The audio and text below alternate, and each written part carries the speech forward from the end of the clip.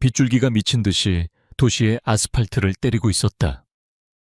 혁신적인 기술 기업 이노베이트 X의 꼭대기층. 거대한 통유리창 너머로 번개가 서울의 스카이라인을 잠시 밝혔다가 어둠 속으로 삼켰다. 회의실 안의 공기는 창밖의 폭풍우보다 더 무겁고 살벌했다. 강서연 대표는 짙은 네이비색 정장을 입은 채 조금의 흐트러짐도 없는 자세로 테이블 맞은편에 앉은 남자들을 응시했다. 그녀의 눈빛은 차분했지만 그 안에는 상대의 모든 수를 꿰뚫어 보는 듯한 날카로움이 서려 있었다. 테이블 반대편에 앉은 넥서스 테크의 임원들은 이미 사색이 되어 있었다. 그들의 마지막 보루였던 기술 특허권 문제가 강서연의 논리, 정연한 반박과 그녀가 내민 결정적인 증거 자료 앞에서 완전히 무력화되었기 때문이다. 이것은 단순한 인수합병 협상이 아니었다. 기술과 자본, 그리고 미래를 건 치열한 전쟁이었고 강서연은 그 전쟁의 한복판에서 가장 뛰어난 전략가였다. 그녀는 상대의 허점을 파고들어 전세를 뒤집는 데 능했다. 우리가 제시한 조건이 불합리하다고 생각하십니까? 김 이사님 서연의 목소리는 낮고 부드러웠지만 회의실 전체를 장악하는 힘이 있었다. 그녀는 테이블 위로 몸을 살짝 기울이며 말을 이었다. 귀사의 부채 비율과 현재 시장 가치를 고려했을 때 이것은 단순한 인수가 아니라 구제에 가깝습니다. 이노베이트 X는 귀사의 기술력을 높이 평가하지만 자선 사업을 하는 곳은 아닙니다. 그녀의 말 한마디 한마디는 정확히 계산된 비수처럼 상대의 심장을 파고들었다. 결국 10분간의 침묵 끝에 넥서스 테크의 대표가 떨리는 손으로 계약서에 서명했다. 수개월을 끌어온 지루한 싸움의 종지부였다. 임원들이 썰물처럼 빠져나간 회의실에 홀로 남은 서연은 잠시 의자에 몸을 기댔다. 창밖으로 보이는 도시의 야경은 폭우에 젖어 흐릿했지만 그녀의 눈에는 그 어느 때보다 선명하게 담겼다. 이번 인수로 이노베이트 X는 업계의 독보적인 위치를 더욱 공고히 할 것이었다. 하지만 승리의 기쁨도 잠시 그녀의 머릿속에는 다음 단계에 대한 구상이 빠르게 그려지고 있었다. 휴대전화가 짧게 진동했다. 충직한 비서인 오 실장의 메시지였다. 대표님, 박진태 회장 측에서 축하난을 보내왔습니다. 서연의 입계에 차가운 미소가 걸렸다. 미라지 코퍼레이션의 박진태 회장. 업계의 포식자로 불리는 그는 이번 인수전에서 가장 강력한 경쟁자였다. 겉으로는 축하를 보내왔지만 그 속에는 분명 칼날 같은 질투와 경계심이 숨어있을 터였다. 서연은 그와의 보이지 않는 전쟁이 이제부터 시작이라는 것을 직감했다. 그녀는 짧게 답장을 보냈다. 나는 정중히 돌려보내. 이유는 묻지 말고. 자정을 넘긴 시간 서연은 직접 차를 몰아 한남동의 고급 빌라로 향했다. 빗줄기는 더욱 거세져 와이퍼가 쉴 새 없이 움직여도 시야 확보가 어려울 정도였다. 라디오에서는 클래식 선율이 고요하게 흘러나왔지만 그녀의 마음은 평온하지 않았다. 박진태의 얼굴이 계속해서 머릿속을 맴돌았다. 그의 탐욕스러운 눈빛과 수단과 방법을 가리지 않는 경영 방식은 언제나 그녀를 긴장하게 만들었다. 어쩌면 그는 이미 다음 수를 준비하고 있을지도 모른다.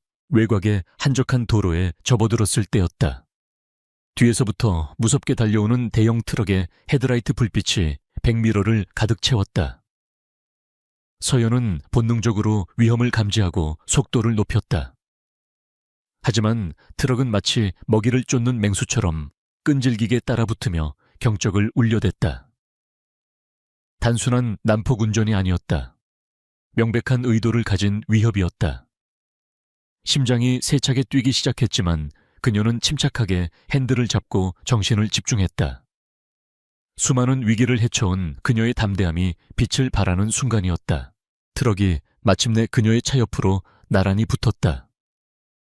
서연이 옆을 돌아보았을 때 트럭 운전석의 창문은 짙게 선팅되어 아무것도 보이지 않았다.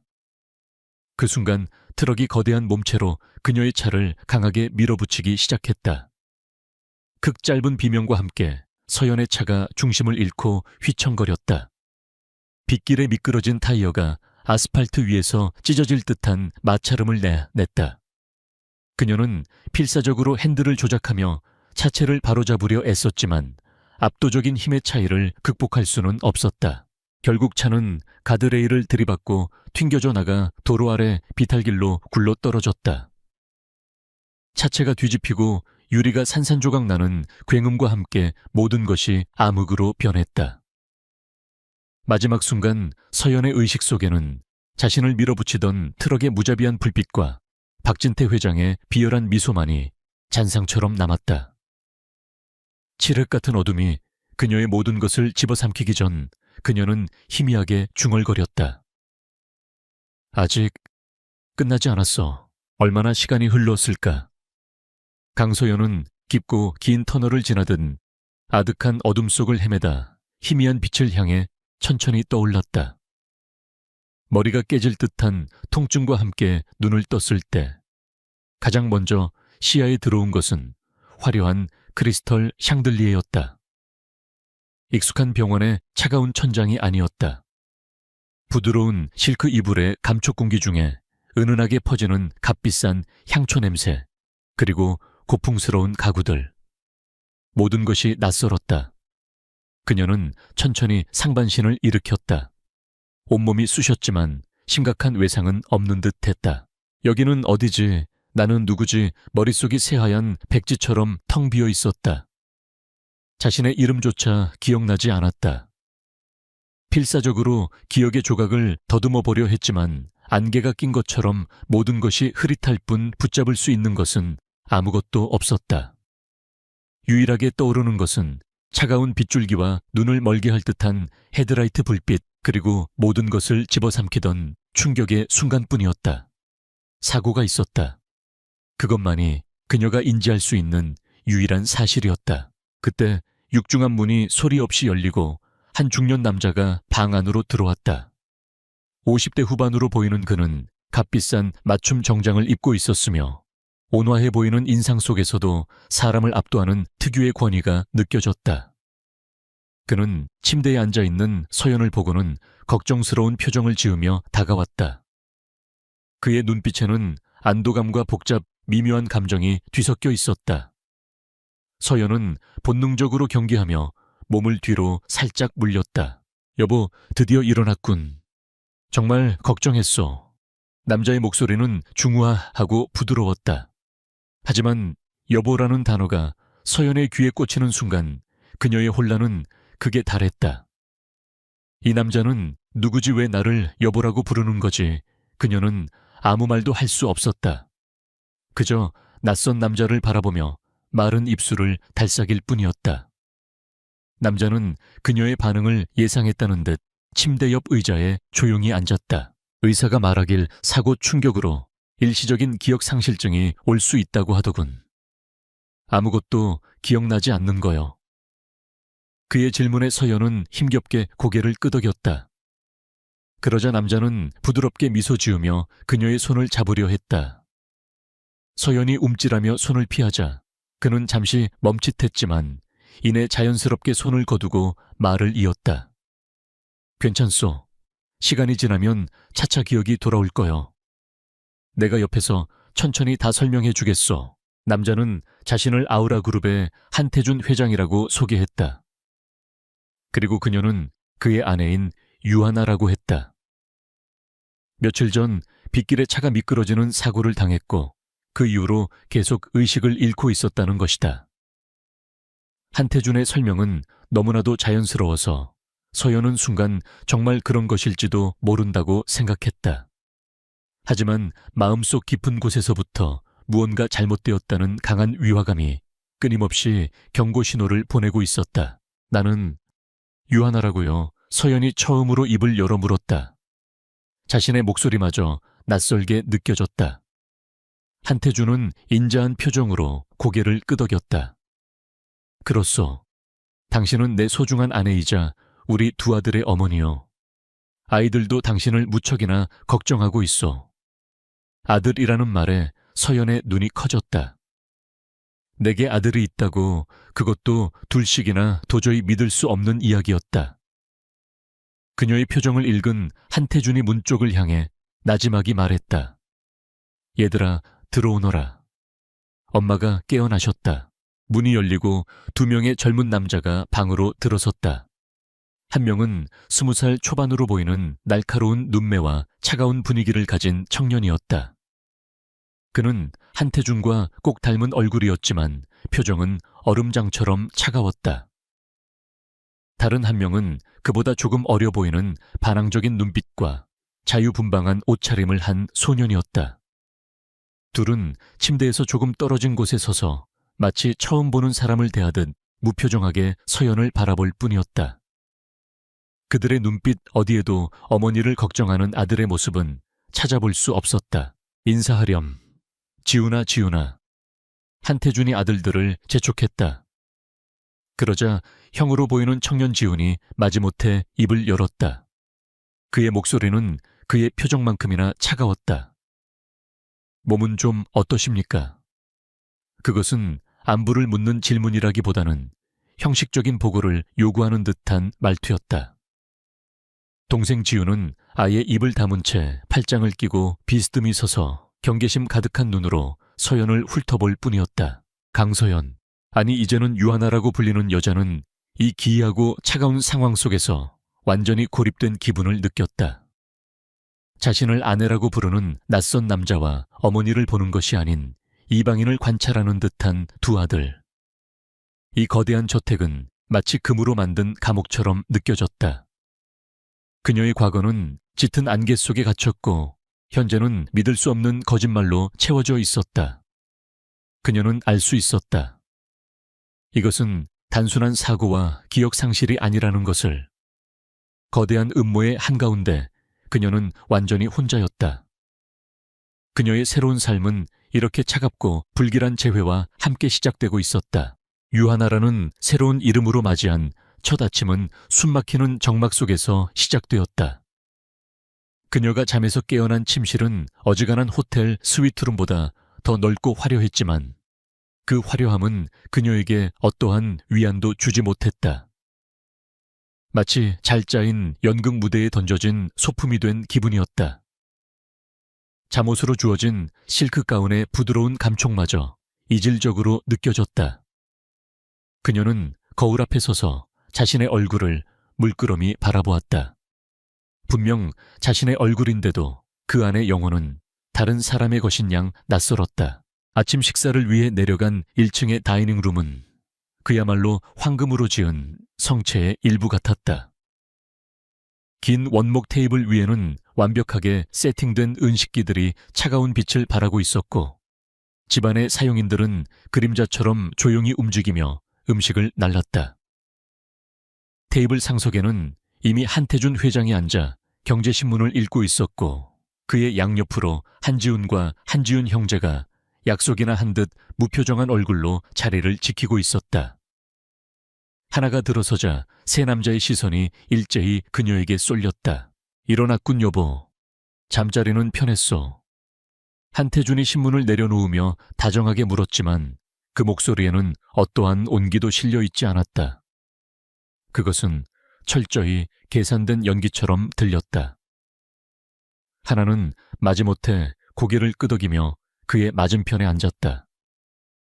지훈과 지훈은 그녀를 잠시 쳐다보더니 이내 아무런 관심도 없다는 듯 다시 자신들의 접시로 시선을 돌렸다. 식사 내내 대화는 거의 없었다. 오직 식기가 부딪히는 소리와 한태준이 종이 신문을 넘기는 소리만이 공간을 채웠다. 음식은 최고급이었지만 모래를 씹는 것처럼 아무 맛도 느껴지지 않았다. 식사가 끝난 후 한태준은 그녀를 서재로 불렀다. 그는 기억을 되찾는 데 도움이 될 거라며 오래된 앨범들을 꺼내 보였다. 앨범 속에는 유하나라는 여자가 두 아들과 함께 웃고 있는 사진들이 가득했다. 하지만 사진 속 여자의 미소는 어딘지 모르게 슬퍼 보였고 아이들의 표정 또한 어색하기 짝이 없었다. 하나는 사진을 넘겨볼수록 더 깊은 혼란에 빠졌다. 이 사진 속의 인물들과 지금의 자신 사이에는 건널 수 없는 강이 흐르는 것 같았다. 이때가 지훈이가 초등학교 입학했을 때요. 당신이 얼마나 기뻐했는지 모르오. 한태준이 한 사진을 가리키며 말했다. 사진 속에서 유하나는 어린 지훈의 손을 잡고 활짝 웃고 있었다. 하지만 하나는 그 사진을 보면서 아무런 감흥도 느낄 수 없었다.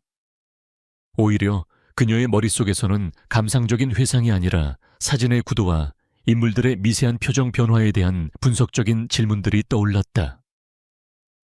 왜 어머니와 아들의 시선이 미묘하게 엇갈려 있을까? 저 미소는 진심일까? 아니면 의무감의 표현일까? 그녀의 이런 이성적인 반응은 한태준을 미묘하게 당황하게 만들었다. 그는 아내의 기억 상실이 감정적인 부분까지 마비시킨 것이라 애써 생각하며 앨범을 덮었다. 무리하지 마시오. 천천히 시간이 해결해 줄 테니. 그는 여전히 인자한 미소를 짓고 있었지만 그의 눈빛 깊은 곳에서는 무언가를 감추려는 듯한 경계심이 스쳐 지나갔다. 하나는 그 순간적인 변화를 놓치지 않았다. 이 남자는 무언가를 두려워하고 있었다. 본격적인 갈등은 그날 오후 저택의 정원에서 시작되었다. 하나가 머리를 식힐 겸 정원을 산책하고 있을 때 벤치에 앉아 헤드폰을 끼고 무언가를 그리고 있던 지훈과 마주쳤다. 그녀는 어색한 침묵을 깨기 위해 조심스럽게 다가갔다. 무얼 그리고 있니? 그녀의 질문에 지훈은 마치 귀찮은 벌레를 쫓는 듯한 표정으로 그녀를 쳐다보더니 헤드폰을 거칠게 벗었다. 그쪽이 상관할 바 아니죠. 그의 목소리에는 날이 서 있었다. 나는 네 어머니잖니. 하나는 자기도 모르게 어머니라는 단어를 사용했다. 그 단어가 입 밖으로 나오는 순간 지훈의 얼굴이 격렬감으로 일그러졌다. 그는 자리에서 벌떡 일어나 그녀의 바로 앞까지 다가왔다. 어머니, 웃기지 마세요.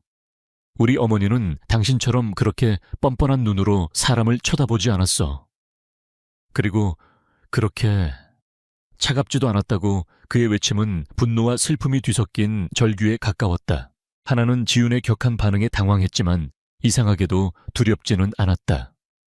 오히려 그녀의 머리는 차갑게 식으며 상황을 분석하기 시작했다. 이 아이는 유하나라는 존재에 대해 강한 반감과 상처를 가지고 있다. 그의 말대로라면 진짜 유하나는 자신과 전혀 다른 성격의 소유자였을 것이다.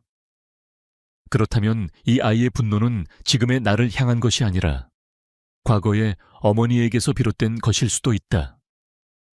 그녀는 감정적으로 대응하는 대신 차분한 목소리로 물었다. 내가 어떻게 다른데? 그녀의 예상치 못한 침착한 반응에 지훈은 오히려 말문이 막혔다. 그는 그녀가 당황하거나 상처받기를 바랐다. 하지만 눈앞의 여자는 마치 심리학자가 환자를 분석하듯 자신을 꿰뚫어 보고 있었다. 당신 대체 누구야? 지훈은 뒷걸음질 치며 중얼거렸다.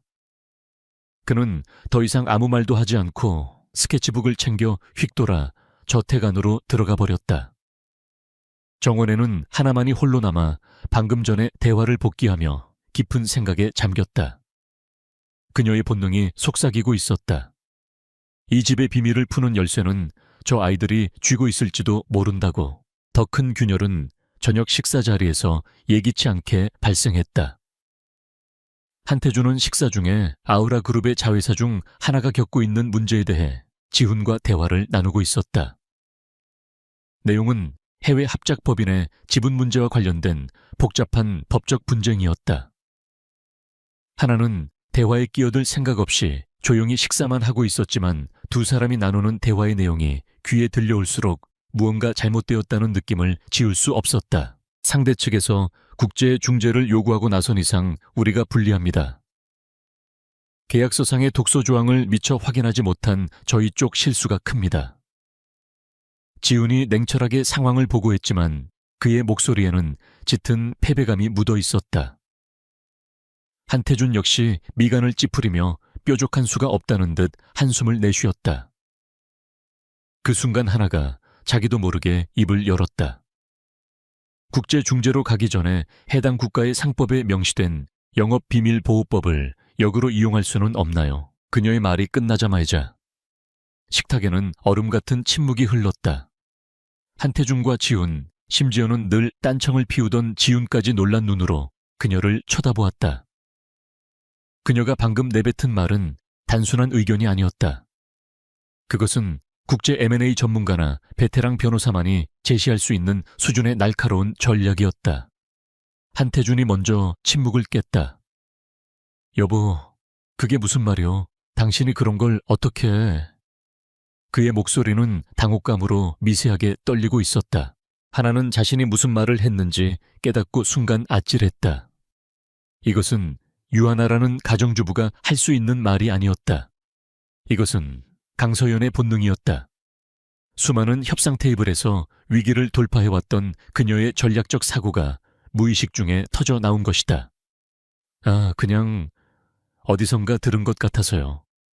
텔레비전 뉴스에서 봤나. 그녀는 어색하게 둘러댔지만 이미 엎질러진 물이었다. 지우는 숟가락을 내려놓고 처음으로 그녀를 정면으로 그리고 아주 깊게 응시했다. 그의 눈빛은 더 이상 단순한 의심이 아니었다. 그것은 마치 희귀한 연구 대상을 발견한 과학자의 집요하고 분석적인 시선이었다. 그는 아무 말도 하지 않았지만 그의 머릿속은 수만 가지 생각으로 복잡하게 돌아가고 있었다. 우리 어머니는 경제 뉴스라면 고개를 저으며 채널을 돌리던 분이었다. 법률 용어는 듣기만 해도 머리가 아프다고 했다. 그런데 저 여자는 국제상법의 허점을 정확히 짚어냈다. 기억을 잃은 사람이 과거의 지식까지 모두 잃어버린 사람이 어떻게 저런 말을 할 수 있단 말인가. 그날 밤 저택의 2층 복도에서 두 형제가 마주쳤다. 지훈이 먼저 입을 열었다. 그의 목소리는 낮게 잠겨 있었다. 형도 봤지. 저 여자 절대 우리 엄마 아니야.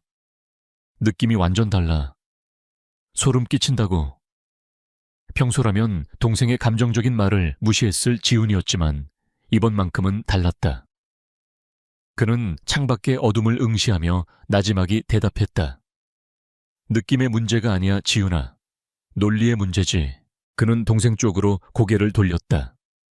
그의 차가운 눈빛이 그 어느 때보다 진지했다. 기억은 잃을 수 있어. 하지만 사람의 본질, 즉 사고하는 방식과 문제 해결 능력은 그렇게 쉽게 변하지 않아. 오늘 저녁 식탁에서 그 여자가 보여준 건 우리 어머니에게서는 단 한 번도 본 적 없는 종류의 것이었어. 지우는 잠시 말을 끊었다가 결론을 내리듯 덧붙였다. 저 여자의 정체를 알아봐야겠어. 아버지가 무언가를 숨기고 있는 게 분명해. 두 형제 사이에 처음으로 침묵의 동의가 형성되었다. 그들의 시선이 향하는 곳 유하나의 방문 너머에서는 한 여자가 자신의 정체성에 대한 처절한 싸움을 이제 막 시작하고 있었다. 밤은 유한에게 더 이상 휴식의 시간이 아니었다. 잠이 들면 어김없이 정체불명의 기억의 파편들이 그녀를 덮쳤다. 어떤 날은 수많은 모니터가 깜빡이는 거대한 서버실을 헤매는 꿈을 꾸었고 또 어떤 날은 날카로운 비판과 환호가 교차하는 떠들썩한 이사회장을 내려다보는 꿈을 꾸었다. 꿈속의 자신은 늘 당당하고 확신에 차 있었다. 복잡한 데이터와 그래프를 막힘없이 설명했고 수십 명의 사람들을 압도하는 카리스마를 뿜어냈다. 하지만 그 생생한 장면들은 언제나 타이어의 비명소리와 함께 산산조각나며 끝을 맺었다. 그날 새벽에도 그녀는 끔찍한 악몽에 시달리다 잠에서 깼다. 온몸은 식은땀으로 축축했고 심장은 격렬하게 요동치고 있었다. 꿈의 내용은 희미했지만 누군가를 향한 불타는 분노와 배신감의 잔상은 선명하게 남아있었다. 그녀는 더 이상 잠을 청하는 것을 포기하고 침대에서 일어났다. 창밖은 아직 어둠에 잠겨 있었다. 이 거대한 저택에서 그녀는 완벽하게 고립된 섬이었다. 한태준은 그녀를 극진히 대하는 듯 했지만 그의 행동에는 늘 보이지 않는 선이 존재했다. 그녀의 모든 행동은 감시당하고 있었고 저택 밖으로 나가는 것은 허락되지 않았다. 아침이 되자 어김없이 반복되는 일상이 시작되었다. 침묵의 식사 의미 없는 대화, 그리고 감시의 눈길들. 그녀는 점차 이 황금 감옥에 적응하는 법을 배우는 대신 살아남기 위해 자신만의 규칙을 만들어가고 있었다. 그녀는 의도적으로 더 많은 것을 관찰하고 더 적게 말했다. 사용인들의 미세한 표정 변화 지훈과 지훈 형제의 대화 속에 숨겨진 단서들. 한태준의 통화 내용까지 그녀는 모든 정보를 스펀지처럼 빨아들였다.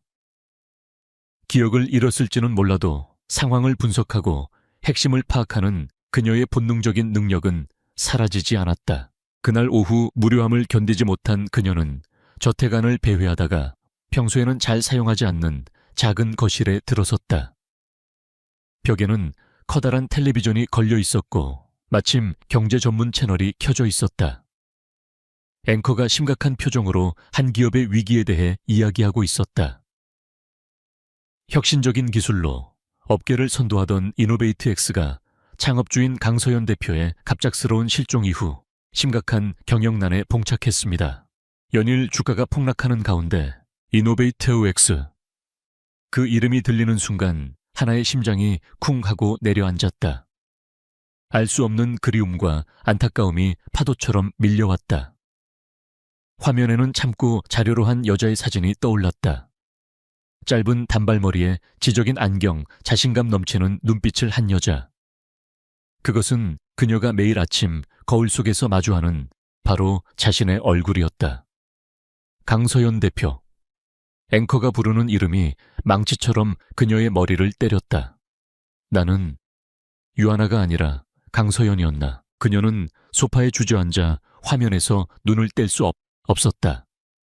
뉴스는 계속되었다. 경쟁사인 미라지 코퍼레이션이 이노베이트엑스의 추락한 주식을 대량으로 매입하며 적대적 인수합병을 시도하고 있다는 소식이었다. 화면에 등장한 증권 분석가들은 하나같이 비관적인 전망을 내놓았다. 강서연이라는 강력한 리더십이 사라진 이상 이노베이트엑스가 독자적으로 생존하기는 어려워 보입니다. 기술력은 뛰어나지만 그것을 사업으로 연결할 구심점이 없는 상태죠. 하지만 분석가들의 말을 듣는 순간 하나의 머릿속에서는 자신도 모르게 반론이 형성되었다. 아니야, 틀렸어. 이노베이트엑스의 핵심 가치는 CEO 한 사람이 아니야. R&D 부서에 축적된 데이터와 차세대 AI, 알고리즘, 특허권. 그게 진짜 핵심이야. 지금 주가는 공포심리 때문에 비정상적으로 저평가된 것뿐 내재 가치는 그보다 훨씬 높아. 미라지 코퍼레이션은 바로 그걸 노리고 있는 거야. 그녀는 무의식 중에 입술을 깨물며 중얼거렸다. 그녀의 눈은 더 이상 혼란스러운 기억상실 환자의 눈이 아니었다. 그것은 전장의 지휘관처럼 냉철하게 판세를 분석하는 승부사의 눈빛이었다. 화면이 바뀌고 미라지 코퍼레이션의 박진태 회장이 기자들 앞에 선 모습이 나타났다. 그는 여유로운 미소를 지으며 이노베이트엑스의 인수가 양사 모두에게 이익이 될 것이라고 말했다. 안타까운 사고로 유능한 경영자를 잃은 이노베이트엑스의 혼란을 더 이상 지켜볼 수만은 없었습니다. 저희 미라지 코퍼레이션이 안정적인 자본과 경영 노하우를 투입하여 회사를 정상화시키겠습니다. 그의 위선적인 말에 하나는 참을 수 없는 분노와 혐오감을 느꼈다. 저 남자다. 꿈속에서 나를 배신했던 얼굴이 바로 저 남자였다. 비록 기억나지는 않지만 그녀의 영혼이 그를 기억하고 있었다. 바로 그 시각 강서연이 사라진 이노베이트엑스의 대표 집무실에는 새로운 주인인 양박진태 회장이 앉아 있었다. 그는 서연의 취향이 담긴 깔끔하고 현대적인 인테리어를 경멸 어린 눈으로 훑어보았다. 계집의 취향하고는 가구부터 싹 다 바꿔버려. 그의 옆에 서 있던 비서가 허리를 숙이며 대답했다. 이미 지시해 두었습니다, 회장님. 박진태는 시계불을 붙여 깊게 빨아들인 후 탁한 연기를 허공에 뿜어냈다. 그의 얼굴에는 승자의 오만함이 가득했다. 잠시 후 이노베이트엑스의 기존 이사들이 줄줄이 그의 앞에 불려와 고개를 숙였다. 그들은 회사를 지켜야 한다는 파와 현실을 인정하고 미라지 코퍼레이션에 협조해야 한다는 파로 나뉘어 있었다. 박진태는 그들의 불안과 욕망을 교묘하게 이용했다. 그는 강경파 이세계는 회유와 협박을, 협조적인 이세계는 달콤한 보상을 약속하며 그들을 하나씩 자신의 편으로 끌어들였다. 여러분, 강서연 대표의 시대는 끝났습니다. 그녀는 유능했지만 너무 독선적이었고 무모했죠. 결국 그 무모함이 그녀 자신을 삼킨 겁니다. 이제 이노베이트엑스에는 새로운 리더십이 필요합니다. 변화를 받아들이는 자에게는 과실이 돌아갈 것이나 저항하는 자에게는 책임만이 남을 것입니다. 박진태의 목소리는 부드러웠지만 그 안에는 거역할 수 없는 위협이 담겨 있었다. 그의 전략은 치밀했다. 그는 단순히 회사를 삼키는 것이 아니라 강서연이 수년간 쌓아 올린 모든 것을 부정하고 자신의 것으로 만들려 하고 있었다. 그는 강서연이 가장 아끼던 프로젝트였던 차세대 AI 개발팀을 해체하라고 지시했다. 단기적인 수익이 나지 않는다는 이유였지만 진짜 목적은 강서연의 흔적을 지우고 이노베이트엑스의 미래 성장 동력을 거세하려는 것이었다. 그의 잔인한 처사에 몇몇 연구원들이 반발했지만 그들은 모두 가차없이 해고당했다. 회사는 공포와 무력감에 휩싸였다. 한때 혁신과 열정으로 가득했던 이노베이트엑스는 박진태라는 포식자 앞에서 서서히 질식해가고 있었다. 다시 한남동의 저택. 유하나는 텔레비전을 끈 채 깊은 생각에 잠겨 있었다. 강서연, 이노베이트엑스, 그리고 박진태. 이 세 개의 키워드가 그녀의 텅 빈 머릿속을 계속해서 맴돌았다. 기억은 없었지만 감정은 남아있었다. 이노베이트엑스라는 이름에서는 애틋함과 책임감을, 박진태라는 이름에서는 사리에 가까운 증오를 느꼈다. 그리고 강서연이라는 자신의 얼굴을 보았을 때는 반드시 돌아가야 한다는 강렬한 의무감을 느꼈다. 그녀는 더 이상 이 정체불명의 집에서 유하나라는 이름의 인형으로 살아갈 수 없었다. 자신이 누구인지 왜 이곳에 오게 되었는지 알아내야만 했다. 그리고 저 위선적인 미소를 짓고 있는 박진태에게 모든 것을 되돌려 주어야 했다. 그녀의 눈빛이 차갑게 빛나기 시작했다. 기억을 잃은 여자 유하나는 죽었다. 이제부터는 자신의 과거를 되찾고 복수를 완성해야 하는 강서연의 생존투쟁이 시작될 차례였다. 그녀는 조용히 자리에서 일어나 자신의 방으로 향했다. 그녀의 발걸음에는 이전에는 없던 단호함과 목적의식이 실려 있었다. 첫 번째 목표는 이 황금 감옥을 탈출할 방법을 찾는 것이었다. 자신이 강서연일지도 모른다는 자각은 유하나의 모든 것을 바꾸어 놓았다. 그녀는 더 이상 수동적인 피해자가 아니었다.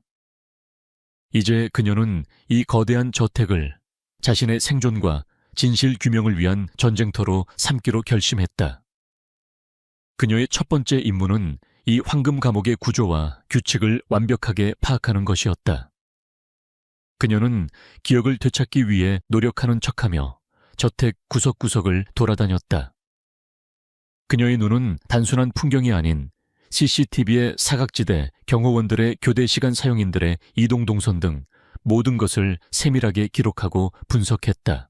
며칠에 걸친 관찰 끝에 그녀는 저택의 보안 시스템이 생각보다 훨씬 더 치밀하고 정교하다는 것을 깨달았다. 모든 복도와 출입구는 감시 카메라로 연결되어 있었고 외부로 통하는 문에는 복잡한 전자, 잠금 장치가 달려 있었다. 한태주는 그녀에게 자유를 주는 척했지만 실제로는 그녀를 완벽하게 통제하고 있었다. 이 사실은 그녀로 하여금 반드시 탈출해야 한다는 결심을 더욱 굳히게 만들었다. 하지만 섣불리 움직일 수는 없었다. 실패는 곧 더 강력한 통제를 의미할 터였다. 그러던 중 그녀는 저택의 동쪽 별관 2층 복도 끝에 있는 굳게 닫힌 문 하나를 발견했다. 다른 방들과는 달리 그 문 앞에는 먼지가 희미하게 쌓여 있었고 오랫동안 사람의 출입이 없었음을 말해주고 있었다.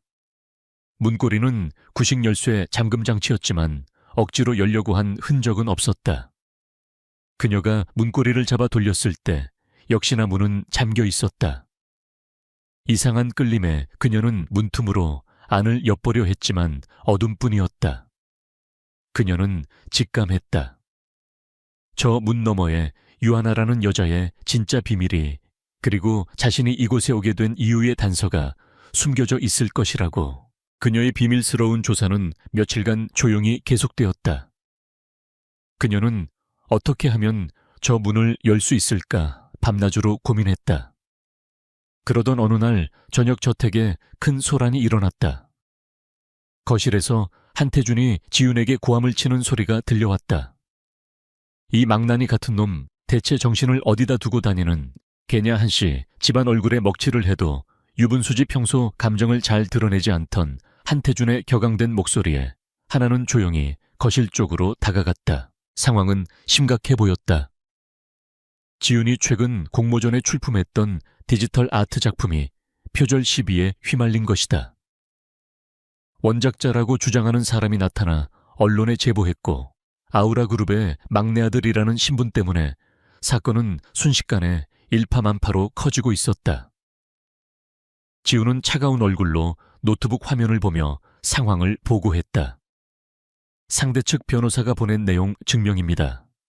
오늘 중으로 공식 사과하고 작품을 내리지 않으면 민형사상 소송을 진행하겠다고 합니다. 언론도 이미 그쪽에 우호적으로 돌아섰습니다. 지훈은 얼굴이 새하얗게 질린 채 소파에 앉아 있었다. 그는 입술을 깨물며 낮게 항변했다. 난 정말 표절하지 않았어요. 저 사람이 내 아이디어를 훔친 거라고요. 하지만 그의 말을 믿어주는 사람은 아무도 없었다. 한태준은 오직 그룹의 이미지가 실추될 것만을 걱정하고 있었다. 시끄럽다. 당장 변호사팀에게 연락해서 적당한 선에서 합의하고 기사를 막으라고 해. 넌 당분간 외출 금지야. 아버지의 불호령에 지훈의 눈에는 절망과 분노가 가득 찼다. 그는 자신의 결백을 증명할 기회조차 박탈당한 채 그저 집안의 골칫덩거리로 취급받고 있었다. 바로 그 순간 조용히 상황을 지켜보던 하나가 앞으로 나섰다. 세 남자의 시선이 모두 그녀에게 향했다. 잠깐만요, 아버님. 그녀는 한태준을 향해 말했다. 그리고는 지훈에게 다가가 차분한 목소리로 물었다. 내 작품의 원본 파일 가지고 있니? 그리고 상대방이 원작이라고 주장하는 작품의 파일도 볼 수 있을까? 그녀의 침착하고 이성적인 태도에 모두가 의아한 표정을 지었다. 지훈이 경계심 어린 눈으로 그녀를 보며 대답했다. 파일은 여기 있습니다만 당신이 뭘 할 수 있다고. 하나는 그의 말을 가볍게 무시하고 노트북을 건네받았다. 그녀는 2개의 파일을 나란히 열고는 놀라운 속도로 데이터를 분석하기 시작했다. 복잡한 메타데이터와 타임스탬프 픽셀 배열 정보들이 화면 위로 빠르게 스쳐 지나갔다. 그녀의 모습은 더 이상 기억을 잃은 연약한 여인이 아니었다. 그것은 최첨단 기술의 허점을 파고드는 유능한 CEO 강서연의 모습이었다. 몇 분간의 침묵 후 그녀가 입을 열었다. 찾았어요. 그녀는 화면의 한 부분을 가리켰다. 이쪽이 지훈이 작품이고 이쪽이 상대방 작품이에요. 언뜻 보면 상대방 작품의 생성 시간이 더 빠른 것처럼 보이지만 여기 EXE 데이터를 보세요. 타임스탬프가 인위적으로 수정된 흔적이 있어요. 게다가 이쪽 픽셀을 확대해보면 미세하게 이미지가 깨진 부분이 보이죠. 이건 원본이 아니라 지훈이 작품을 캡처해서 해상도를 억지로 늘렸을 때 생기는 현상이에요. 그녀의 설명은 명확하고 논리 정연했다. IT 전문가가 아닌 이상 누구도 발견하기 어려운 디지털 증거였다. 거실에는 다시 한번 정적이 흘렀다. 한태준과 지우는 믿을 수 없다는 표정으로 화면과 그녀를 번갈아 쳐다보았다. 지우는 놀라움에 입을 다물지 못했다. 언제나 자신을 문제야 취급하고 무시하던 가족들 사이에서 자신을 믿어주고 심지어 결백을 증명해줄 단서까지 찾아준 사람이 바로 저 가짜 엄마라는 사실이 믿기지 않았다. 하나는 거기서 멈추지 않고 앞으로의 대응 전략까지 제시했다. 지금 섣불리 합의하거나 소송을 하면 언론에 좋은 먹잇감이 될 뿐이에요. 우선 이 타임스탬프 조작 증거를 가장 신뢰할 만한 IT 전문 기자 한 명에게만 흘리세요. 여론을 반전시키는 게 첫 번째예요. 동시에 상대방에게는 허위사실, 유포 및 명예훼손으로 역소송을 준비하고 있다는 내용 증명을 보내 압박해야 합니다. 공격이 최선의 방어예요. 그녀의 전략은 완벽했다. 위기를 기회로 바꾸는 그녀가 가장 잘하던 방식이었다. 그날 밤 지윤이 조용히 하나의 방문을 두드렸다. 방으로 들어온 그는 한참을 망설이다가 어렵게 입을 열었다. 고마워요. 오늘 일. 그의 목소리는 이전의 가시 돋친 말투와는 달리 한결 부드러워져 있었다. 하나는 의자에 앉아 책을 읽는 척하다가 그를 돌아보았다. 내 결백을 믿었을 뿐이야. 그녀의 대답에 지우는 고개를 저었다. 아무도 믿어주지 않았어요. 아버지도 형도. 그런데 당신은 어떻게 그런 걸 다 아는 거죠, 우리 엄마는. 컴퓨터라면 이메일 확인하는 게 전부였는데. 그의 질문은 그녀가 기다리던 것이었다. 이것이 기회였다. 그녀는 책을 덮고 진지한 얼굴로 그를 마주 보았다. 지윤아, 솔직하게 말해줄게. 나도 내가 왜 그런 걸 아는지 모르겠어. 하지만 한 가지는 확실해. 그녀는 잠시 숨을 고른 후 결정적인 한마디를 던졌다. 나는 네 어머니가 아닌 것 같아. 폭탄 같은 고백에 지윤의 눈이 커졌지만 놀랍게도 그는 화를 내지 않았다. 오히려 무언가를 확인했다는 듯 안도하는 표정마저 스쳐 지나갔다. 역시 그럴 줄 알았어요. 그는 이미 마음속으로 결론을 내리고 있었던 것이다. 그는 하나에게 한 걸음 더 다가와 목소리를 낮춰 말했다. 당신 대체 누구예요? 왜 우리 엄마 행세를 하고 있는 거죠? 아버지가 꾸민 짓이에요. 쏟아지는 질문에 하나는 솔직하게 대답했다. 나도 그걸 알고 싶어. 나는 사고 이후로 모든 기억을 잃었어. 내 이름이 뭔지 어디서 왔는지 아무것도 몰라. 너희 아버지는 내가 유하나라고 말하지만 내 스스로는 전혀 그렇게 느껴지지 않아. 그녀의 진솔한 고백에 지윤의 눈빛이 흔들렸다. 그는 경계심을 풀고 자신 역시 오랫동안 품어왔던 의심을 털어놓았다. 진짜 어머니 유하나는 늘 우울하고 불안해 보였으며 아버지의 그늘 아래서 숨막혀 했다는 것. 그리고 1년 전 요양을 떠난다는 말을 남기고 사라진 후로는 아무런 소식도 없었다는 것. 아버지의 설명과 지금의 상황이 무언가 앞뒤가 맞지 않는다는 것을 그는 어렴풋이 느끼고 있었다. 두 사람 사이에 미묘한 유대감이 형성되었다. 적어도 이 집안의 진실을 알고 싶어 한다는 공동의 목표가 생긴 것이다.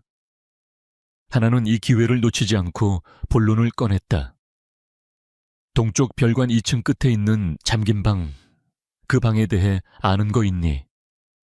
그녀의 질문에 지윤의 표정이 굳어졌다. 그는 잠시 망설이다가 대답했다. 거긴 진짜 우리 엄마의 화실이었어요. 그림 그리는 걸 유일한 낙으로 삼던 분이었죠. 엄마가 떠난 후에 아버지가 그 방을 잠가버렸고 그 후로는 아무도 들어간 적이 없어요. 드디어 찾았다. 모든 비밀의 시작점이 될 그 장소. 하나는 지윤을 바라보았다. 그 방에 들어가 볼 수 있게 날 좀 도와줄 수 있겠니?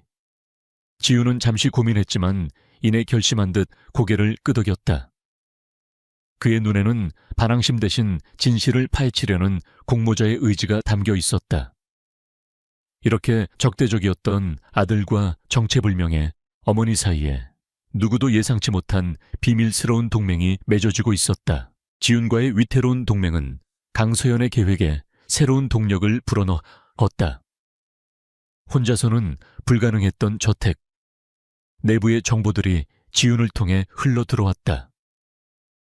그는 경호원들의 근무 패턴 감시 카메라의 주기적인 점검 시간, 그리고 한태준의 서재에 아무도 들어갈 수 없는 시간대 등 아들만이 알 수 있는 세부적인 정보들을 그녀에게 알려주었다.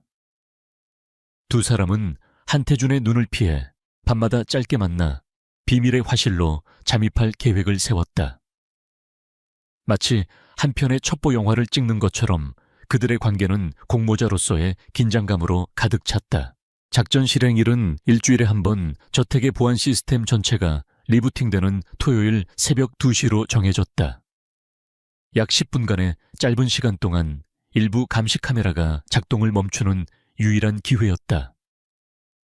문제는 낡은 자물쇠였다. 강제로 부수면 흔적이 남을 것이고 다음 날 아침이면 모든 것이 발각될 터였다. 서연은 며칠간의 고민 끝에 자신의 머리핀과 얇은 철사를 이용해 자물쇠를 여는 방법을 고안해냈다. 어디서 배운 기술인지는 기억나지 않았지만 손은 마치 오래전부터 해왔던 일처럼 익숙하게 움직이는 법을 알고 있었다. 약속된 토요일 새벽 저택은 깊은 침묵에 잠겨 있었다. 서연은 숨을 죽인 채 방을 빠져나와 약속된 장소에서 지훈을 만났다. 지훈은 어둠 속에서도 긴장한 기색이 역력했다. 두 사람은 그림자처럼 조용히 복도를 가로질러 동쪽 별관으로 향했다. 삐걱거리는 낡은 복도를 지날 때마다 심장이 철렁 내려앉았지만 다행히 누구와도 마주치지 않았다. 마침내 먼지 쌓인 화실 문 앞에 도착했을 때 지훈이 망을 보고 서연이 자물쇠 앞에 쪼그려 앉았다. 그녀는 준비해온 머리핀과 철사를 틈새에 넣고 조심스럽게 움직였다. 째깍째깍. 낡은 자물쇠 내부에서 금속이 부딪히는 소리가 유난히 크게 들렸다. 1분이 1시간처럼 느껴지는 순간이었다. 보안 시스템이 다시 작동하기까지 남은 시간은 얼마 없었다. 초조해진 지훈이 그녀를 재촉하려던 바로 그 순간 철컥하는 작은 소리와 함께 자물쇠가 풀렸다. 두 사람은 안도의 한숨을 내쉬며 조심스럽게 문을 열고 안으로 들어갔다. 화실 안은 짙은 어둠과 함께 오래된 먼지 냄새, 그리고 희미한 텔레비뉴 향이 가득했다. 지훈이 작은 손전등을 켜자 시간이 멈춘 듯한 공간이 모습을 드러냈다. 방 한가운데에는 하얀 천으로 덮인 이젤이 서 있었고 벽면에는 완성되지 않은 캔버스들이 기대어 있었다. 한쪽 구석에는 물감이 말라붙은 붓들이 꽂힌 유리병들과 굳어버린 팔레트가 놓여 있었다. 그곳은 한 사람의 꿈과 절망이 고스란히 박제된 비밀의 공간이었다. 지훈은 손전등으로 방안을 천천히 비추었다. 그의 눈가에 슬픔이 어렸다. 엄마는 여기서 그림을 그릴 때만 유일하게 행복해 보였어요. 아버지는 엄마가 그림 그리는 걸 못마땅해 했죠. 집안의 격에 맞지 않는 짓이라면서. 그의 목소리는 낮게 잠겨 있었다. 서연은 그의 어깨를 가볍게 두드려주며 위로를 건넸다. 하지만 감상에 젖어 있을 시간은 없었다. 그녀의 목표는 단서를 찾는 것이었다.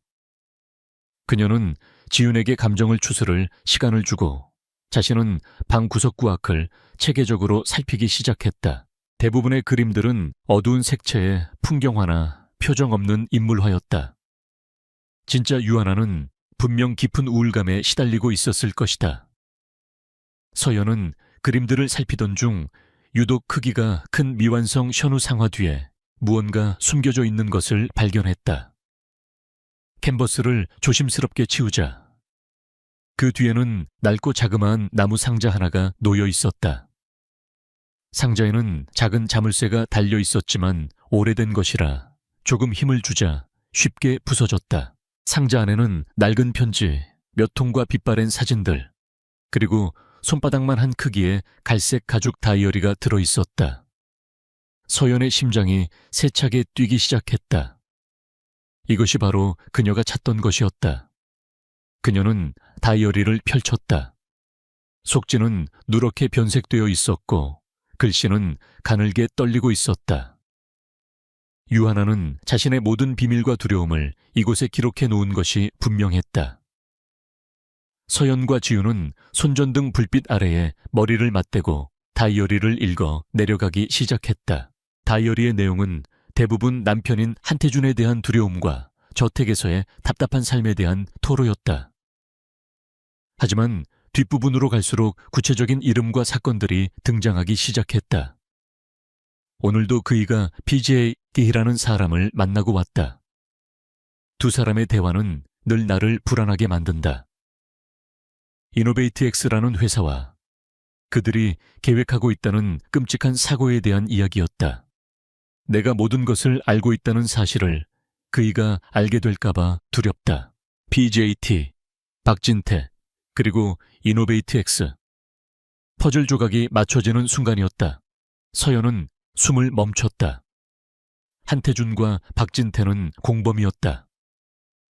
그리고 그들의 목표는 바로 자신 강서연과 그녀의 회사였다. 유하나는 우연히 그들의 계획을 엿들었고 그 때문에 위험에 처했던 것이다. 다음 장에는 더욱 충격적인 내용이 적혀 있었다. 그이가 말했다. 내가 자신들의 계획에 가장 큰 걸림돌이라고. 곧 나를 정리할 거라고 했다. 지훈아, 미안하다, 엄마가 약해서. 그것이 다이어리의 마지막 기록이었다. 모든 것이 명확해졌다. 유하나는 요양을 떠난 것이 아니었다. 한태준에 의해 어딘가에 감금되었거나 혹은 더 끔찍한 일을 당했을 가능성이 높았다. 그리고 그들은 사고로 기억을 잃은 자신을 유하나의 대역으로 내세워 두 아들을 통제하고 외부의 시선을 속이려 했던 것이다. 서연의 온몸에 소름이 돋았다. 이곳은 단순한 감옥이 아니라 언제든 자신이 정리될 수 있는 처형장이었다. 바로 그 순간 복도 저편에서 미세한 발소리가 들려왔다. 서연과 지우는 동시에 얼어붙었다. 누군가 오고 있었다. 두 사람은 황급히 손전등을 끄고 어둠 속에 몸을 숨겼다. 발소리는 점점 가까워지더니 화실 문 앞에서 멈췄다. 문틈으로 희미한 불빛이 새어 들어왔다. 심장이 터질 듯이 뛰었다. 만약 지금 발각된다면 모든 것이 끝이었다. 다행히 문 밖의 인물은 잠시 서성이다가 이내 다른 곳으로 발걸음을 옮기는 듯 했다. 발소리가 완전히 멀어지고 나서야 두 사람은 겨우 안도의 한숨을 내쉴 수 있었다. 두 사람은 서둘러 다이어리를 챙기고 화실을 원래의 상태로 정리한 뒤 조용히 빠져나왔다. 각자의 방으로 돌아온 서연은 밤새 한숨도 잘 수 없었다. 진실의 윤곽은 드러났지만 동시에 그녀는 이전보다 훨씬 더 위험한 상황에 놓이게 되었다.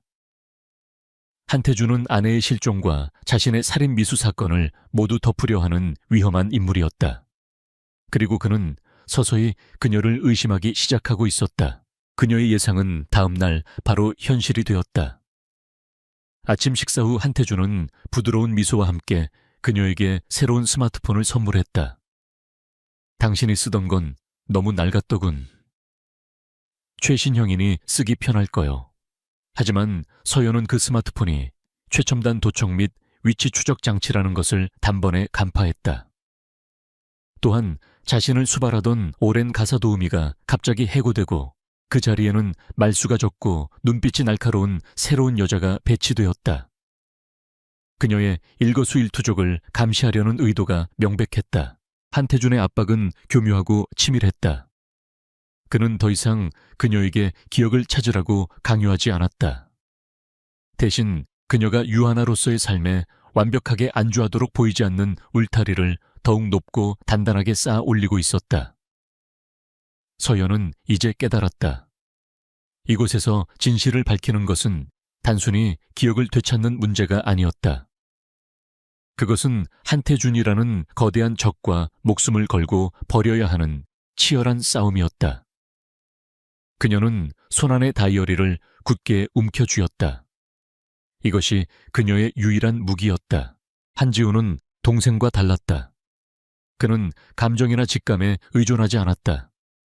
그의 세계는 논리와 증거, 그리고 사실을 기반으로 구축되어 있었다. 유아나라고 불리는 저 여자가 나타난 이후 그의 완벽하게 정돈된 세계에는 균열이 생기기 시작했다. 그는 동생처럼 대놓고 적대감을 드러내지는 않았지만 그만의 방식으로 집요하고 은밀하게 진실을 파고들었다. 그의 의심은 저녁 식탁에서 그녀가 보여준 국제상법에 대한 지식에서부터 시작되었다. 그것은 단순한 상식의 차원이 아니었다. 그는 아우라그룹의 정보팀을 이용하지 않았다. 아버지의 귀에 들어갈 위험을 감수할 수는 없었다. 대신 그는 자신의 개인적인 역량과 해외 유학 시절 구축해놓은 네트워크를 총동원했다. 가장 먼저 파고든 것은 강서연 대표 실종 사건이었다. 공식적인 경찰 발표는 빗길 교통사고로 인한 실족사 추정.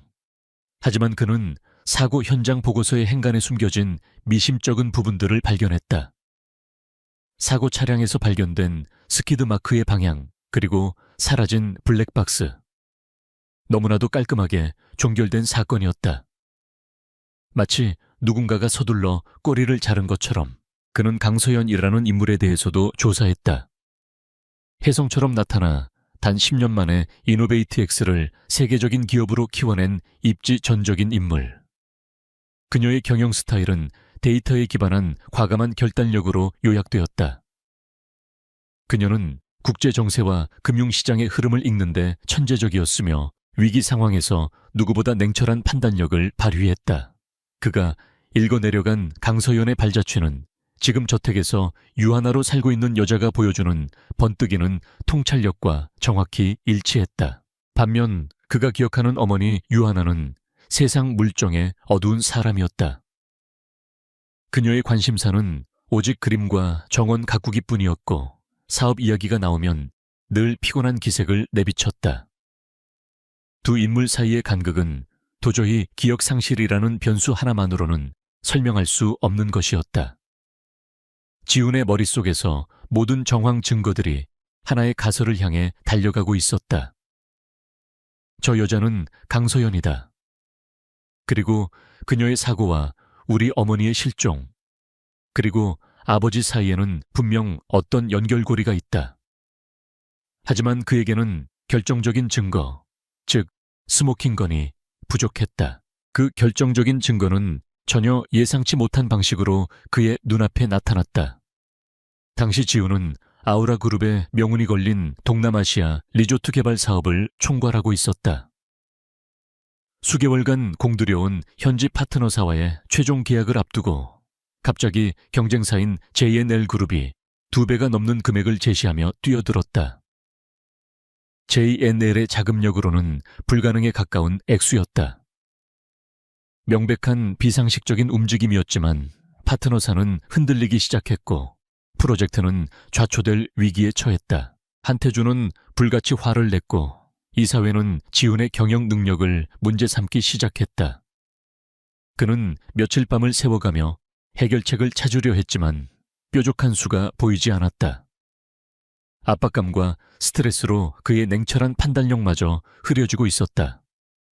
그날 밤도 그는 서재에서 수많은 자료에 파묻힌 채 절망적인 싸움을 벌이고 있었다.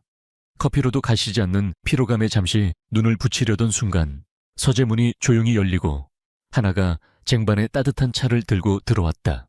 방해해서 미안해요. 잠 못 드는 것 같아서. 그녀의 목소리는 조용했다. 지훈은 신경질적으로 대답했다. 신경 쓰지 마십시오. 당신이 상관할 일이 아닙니다. 그는 그녀가 자신을 동정하거나 어머니 행세를 하려는 것이라 생각했다. 하지만 그녀는 그의 책상 위에 어지럽게 널려있는 서류들을 조용히 내려다볼 뿐이었다. 그녀의 시선이 복잡한 국제정세 분석 보고서와 파트너사의 재무제표 위에 잠시 머물렀다. 상대방은 이 계약을 성사시킬 생각이 없어요. 하나가 나지막이 말했다. 지훈은 어이없다는 듯 그녀를 쳐다보았다. 당신이 뭘 안다고 그런 말을 합니까? 그의 비아냥에도 그녀는 동요하지 않았다. 그녀는 보고서의 한 부분을 손가락으로 가리켰다. JNL 그룹의 진짜 목표는 이 리조트 사업이 아니에요. 그들의 모회사가 지금 중국 시장에서 아우라 그룹의 화학 부문과 경쟁하고 있죠. 이건 사업권 경쟁이 아니라 아우라 그룹의 핵심 사업부를 흔들기 위한 금융 공격이에요. 그녀는 말을 이었다. 그들은 무리한 금액을 제시해서 우리 자금을 이곳에 묶어두려 하는 겁니다. 우리가 이 계약에 매달리는 동안 저쪽에서는 더 큰 싸움을 준비하고 있겠죠. 아마 현지 원자재 공급 업체에 로비를 해서 가격을 담합하거나 환경단체를 부추겨 프로젝트 자체를 무산시키려 할 겁니다. 공격 지점이 잘못됐어요. 여길 막을 게 아니라 그들의 진짜 노림수를 역으로 공격해야 해요. 그녀의 분석은 날카롭고 정확했다. 지훈이 미쳐 생각지도 못했던 전장의 전체를 조망하는 전략가의 시각이었다. 지훈은 순간 말을 잃었다. 머리를 한 대 세게 얻어맞은 듯한 충격이었다. 그녀의 말대로 모든 조각을 다시 맞춰보자. JNL의 비상식적인 움직임이 완벽하게 설명되었다. 그는 지난 며칠간 나무만 보고 숲을 보지 못했던 것이다. 그는 떨리는 목소리로 물었다. 그걸 어떻게 안 겁니까? 하나는 그와 눈을 마주치며 담담하게 대답했다. 그냥 그렇게 보여요. 당연한 것처럼. 그 당연함이야말로 지훈이 찾던 마지막 증거였다. 저것은 기억이나 지식이 아니었다. 수많은 전쟁터를 누비며 체득한 본능, 바로 강서연의 본능이었다. 다음 날 지훈은 그녀의 조언대로 전략을 전면 수정했다. 그는 리조트 계약을 과감히 포기하는 척하며 동시에 정보팀을 총동원해 JNL, 모회사의 비자금 흐름을 추적하게 했다. 얼마 지나지 않아 그들이 현지 정치권에 불법 로비를 한 정황이 포착되었다. 지훈은 이 자료를 현지 언론이 아닌 월스트리트 저널에 터뜨렸다. 파장은 거대했다. JNL의 주가는 폭락했고 그들은 리조트 사업은커녕 자신들의 비리를 수습하기에 급급해졌다. 위기는 완벽한 승리로 바뀌었다. 그날 저녁 지훈은 먼저 지훈의 방을 찾아갔다. 그는 문을 잠그고 동생에게 단도직입적으로 말했다. 내 말이 맞았어. 저 여자 우리 엄마가 아니야. 지훈은 놀라지 않고 오히려 기다렸다는 듯 고개를 끄덕였다. 지훈은 자신이 조사한 내용과 어젯밤 서재에서 있었던 일을 모두 털어놓았다. 모든 이야기를 들은 지훈은 품속에서 낡은 다이어리를 꺼내 형에게 건넸다. 다이어리를 모두 읽은 지훈의 얼굴은 차갑게 굳어졌다. 이제 모든 것이 명확해졌다. 아버지는 단순한 조력자가 아니었다. 이 모든 비극을 설계한 주범 중 한 명이었다. 두 형제는 말없이 서로를 바라보았다. 더 이상 망설일 시간이 없었다. 그들은 진실을 확인하고 앞으로 무엇을 해야 할지 결정해야만 했다. 두 사람은 함께 하나의 방문으로 향했다. 똑똑. 노크 소리에 방 안에 있던 하나가 긴장한 표정으로 문을 열었다. 그녀의 앞에는 굳은 결심을 한 두 형제가 서 있었다. 거실의 소파에 세 사람이 마주 앉았다. 먼저 입을 연 것은 지훈이었다. 그는 감정을 배제한 채 자신이 조사한 사실들을 하나씩 나열했다. 이노베이트X 강서연 대표는 당신이 이 집에 나타나기 이틀 전 의문의 교통사고로 실종됐습니다. 공식 발표와는 달리 사고에는 수많은 의문점이 존재합니다. 그리고 당신은 우리 어머니와는 전혀 다른 사고방식과 능력을 가졌습니다. 디지털 포렌식 국제상법 그리고 글로벌 M&A 전략까지. 이 모든 우연이 겹칠 확률은 제로에 가깝습니다. 그는 잠시 말을 멈추고 그녀의 눈을 똑바로 응시했다. 우리는 당신이 누구인지 이미 알고 있습니다. 우리가 묻고 싶은 것은 단 한 가지입니다. 왜 우리 아버지와 함께 우리 어머니 행세를 하고 있는 겁니까? 그의 질문은 날카로운 칼날 같았다. 하나는 이제 더 이상 유하나를 연기할 필요가 없음을 깨달았다. 그녀는 두 형제를 차례로 둘러보았다. 그들의 눈에는 원망이 아닌 진실을 갈망하는 절박함이 담겨 있었다. 그녀는 마침내 모든 것을 털어놓기로 결심했다. 그녀는 자신의 기억 상실과 이 집에 오게 된 경위, 그리고 지윤과 함께 화실에서 발견한 다이어리에 대해 이야기했다. 세 사람이 가진 정보의 조각들이 하나로 맞춰지자 끔찍한 음모의 전체 그림이 드러났다. 한태준과 박진태가 강서연을 제거하고 이노베이트 X를 차지하기 위해 사고를 위장했고, 그들의 비밀을 알게 된 유하나를 처리한 뒤 기억을 잃은 강서연을 그녀의 대역으로 내세웠다는 것. 세 사람 모두가 거대한 거짓말의 피해자였다. 거실에는 무거운 침묵이 흘렀다. 지윤이 먼저 침묵을 깼다. 그럼 우리 진짜 엄마는... 그는 차마 말을 잇지 못했다. 서연은 그의 어깨에 손을 얹었다. 아직 단정할 순 없어. 하지만 반드시 찾아야지. 진실이 무엇이든. 그녀의 목소리에는 위로와 함께 강한 의지가 담겨 있었다. 지우는 차갑게 가라앉은 목소리로 말했다. 아버지를 용서할 수 없으냐? 없습니다. 그리고 박진태라는 자도. 그 순간 세 사람의 눈빛이 허공에서 마주쳤다. 더 이상 그들은 가짜 어머니와 의심 많은 아들들이 아니었다. 공동의 적을 가진 동지이자 비극으로 엮인 새로운 의미의 가족이었다. 서연이 먼저 입을 열었다. 나 혼자서는 절대 그들을 상대할 수 없어. 너희의 도움이 필요해. 지훈이 망설임 없이 대답했다.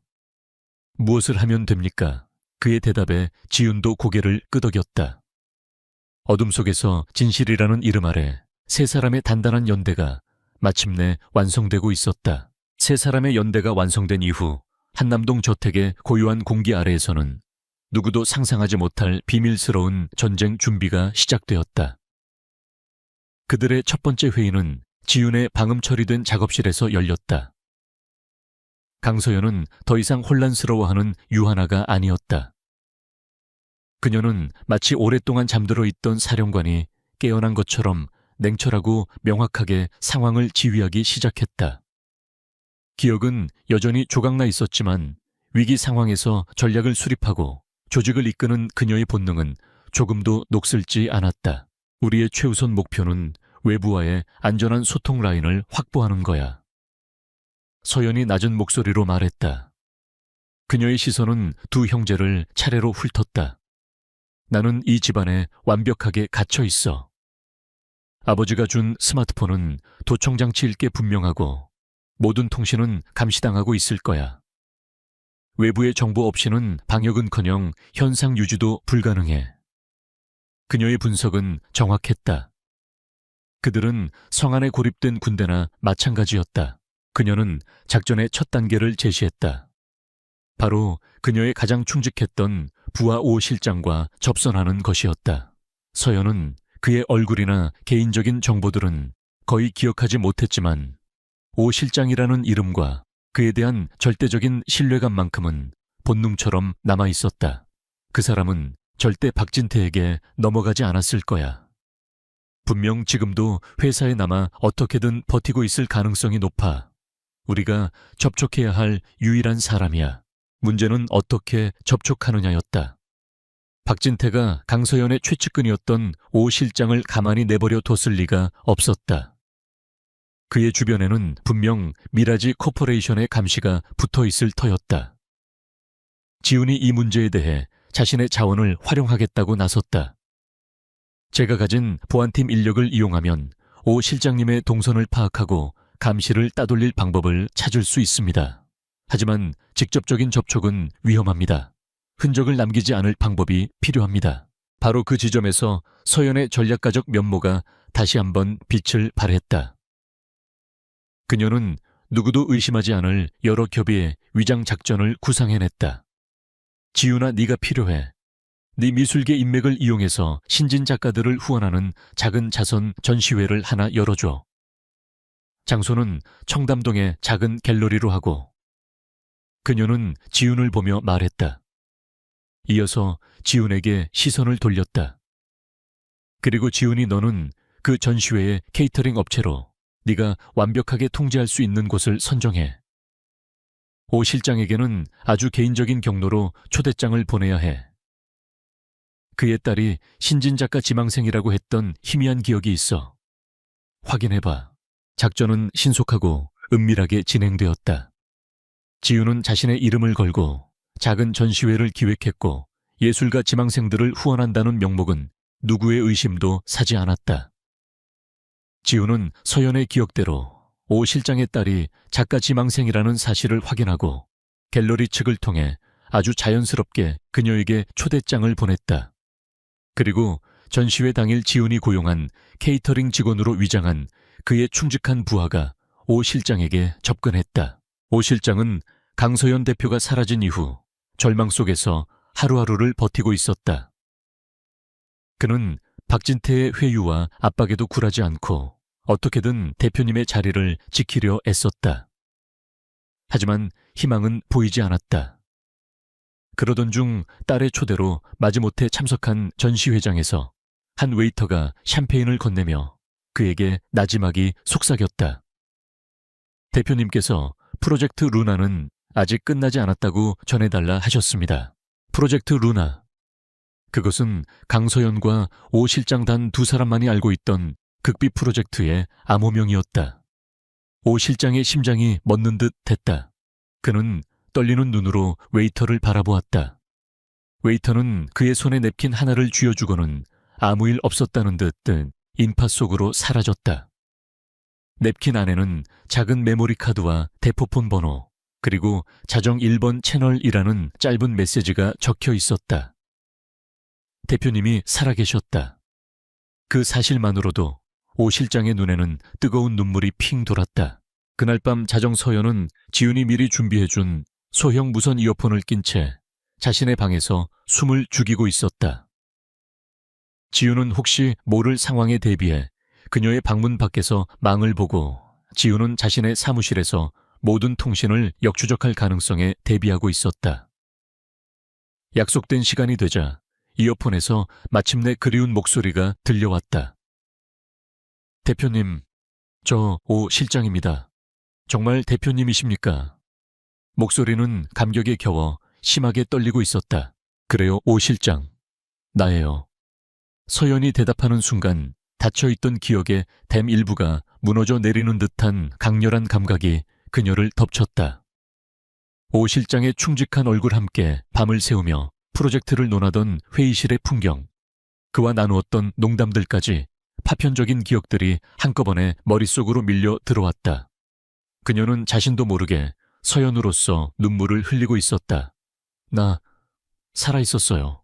감격적인 재회도 잠시 두 사람은 곧바로 본론으로 들어갔다. 오 실장은 그동안 박진태가 이노베이트엑스에서 벌인 만행들을 분노에 찬 목소리로 보고했다. 핵심 연구 인력들을 부당하게 해고하고 강서연이 심혈을 기울여 개발한 차세대 기술 자료들을 빼돌렸으며 회사의 자산을 헐값에 매각하여 의도적으로 기업 가치를 떨어뜨리고 있다는 것이었다. 그리고 그 모든 과정에 한태준 회장이 뒤를 봐주고 있다는 정황 증거들도 속속들이 드러나고 있었다. 오 실장의 브리핑을 듣는 동안 서연의 머릿속에서는 더욱 선명한 기억들이 되살아났다.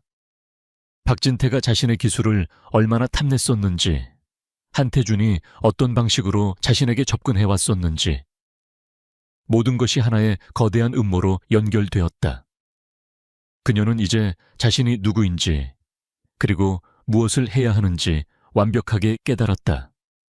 그녀는 더 이상 기억 상실에 시달리는 유아나가 아니었다.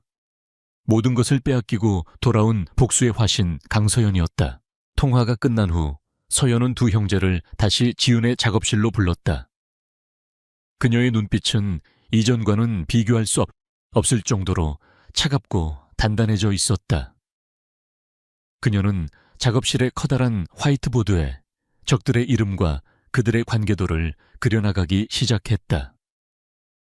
박진태의 미라지 코퍼레이션과 한태준의 아우라 그룹, 그리고 그들 밑에서 움직이는 하수인들과 자금의 흐름. 그녀의 머릿속에서 완벽한 방역 시나리오가 그려지고 있었다. 지금부터 우리의 작전은 세 개의 축으로 진행된다. 그녀는 보드마카펜으로 보드를 가리키며 말했다. 첫째, 정보전. 오 실장은 회사 내부에서 박진태의 불법적인 자금 횡령과 기술 유출에 대한 결정적인 증거를 수집한다. 지훈이 너는 이 집 안에서 한태준의 통화 내역이나 의심스러운 움직임을 계속 감시해. 그녀는 지훈을 보았다. 둘째, 교란 작전.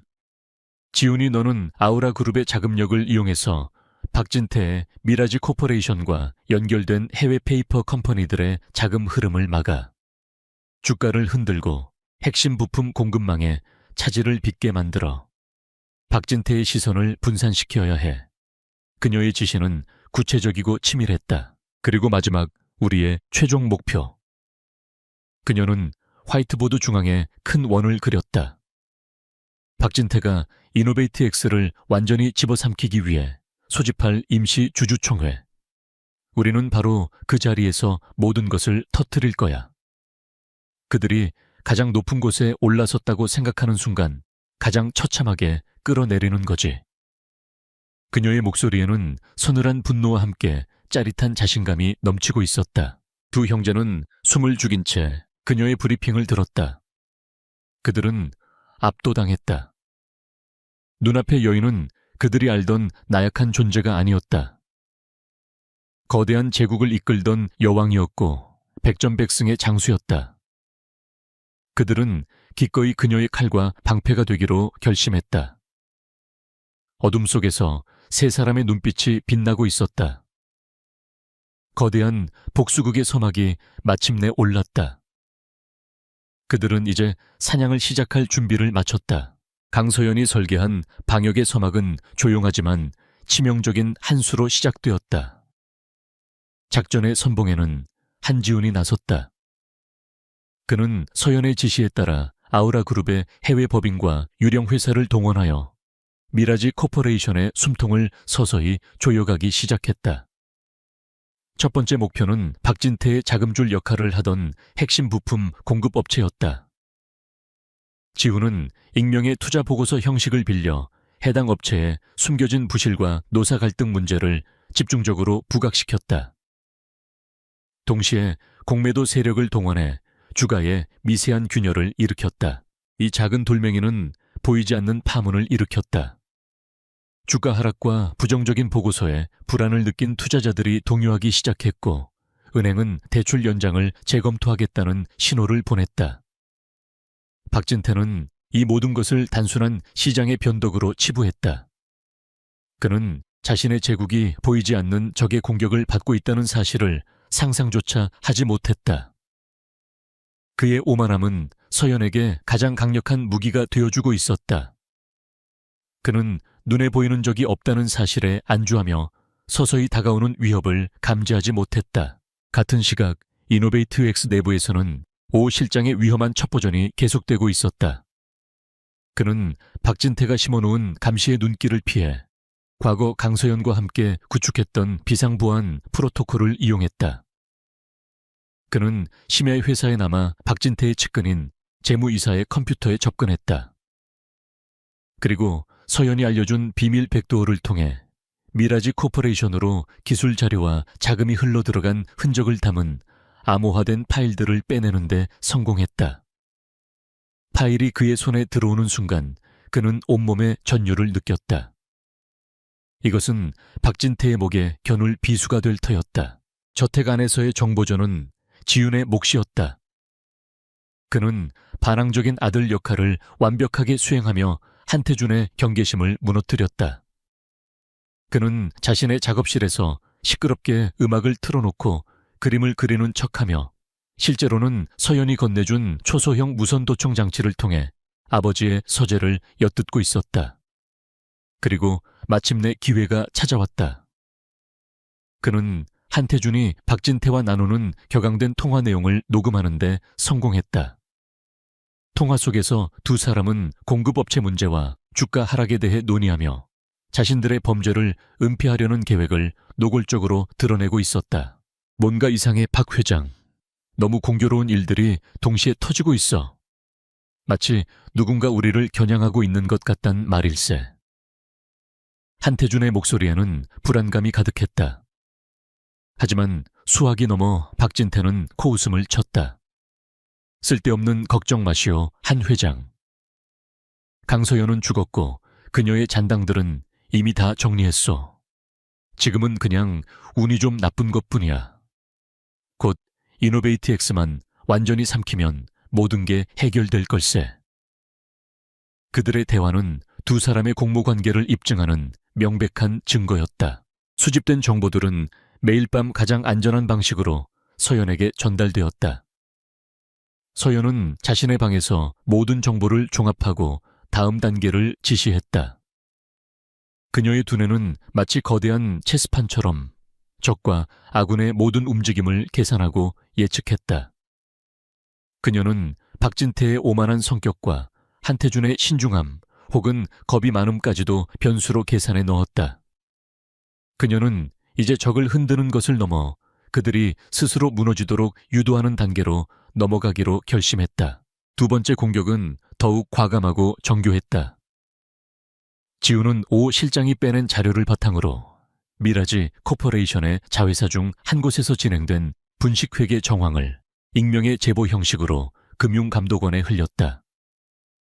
제보 내용은 너무나도 구체적이고 상세해서 금감원은 즉시 조사에 착수할 수밖에 없었다.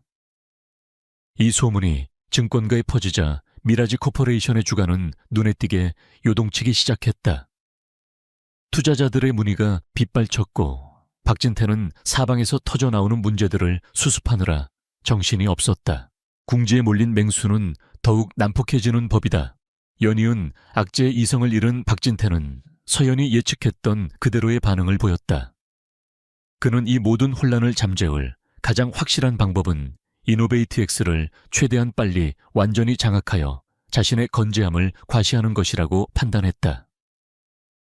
그는 당초 예정보다 일주일이나 앞당겨 이노베이트 X의 경영권 완전 인수를 위한 임시 주주총회를 소집한다고 공표했다. 이사회와 소액 주주들의 반발이 있었지만 그는 막강한 자금력으로 모든 것을 밀어붙였다. 이 소식은 지훈이 엿들은 한태준과 박진태의 격렬한 다툼을 통해 서연에게 전달되었다. 제정신인가, 박 회장, 지금 상황에서 주주총회를 앞당기는 건 자살 행위야. 우리가 준비할 시간이 부족하다고 한태준은 다급하게 외쳤지만 박진태는 단호했다. 이럴 때일수록 정면 돌파해야 하는 거요. 당신은 그냥 얌전히 앉아서 구경이나 하시오. 내가 알아서 할 테니. 겁쟁이처럼 굴지 말고 두 사람의 신뢰에 금이 가기 시작한 것이다. 이것 또한 서연의 계획의 일부였다. 박진태의 성급한 결정은 서연에게는 신의 한 수나 다름없었다.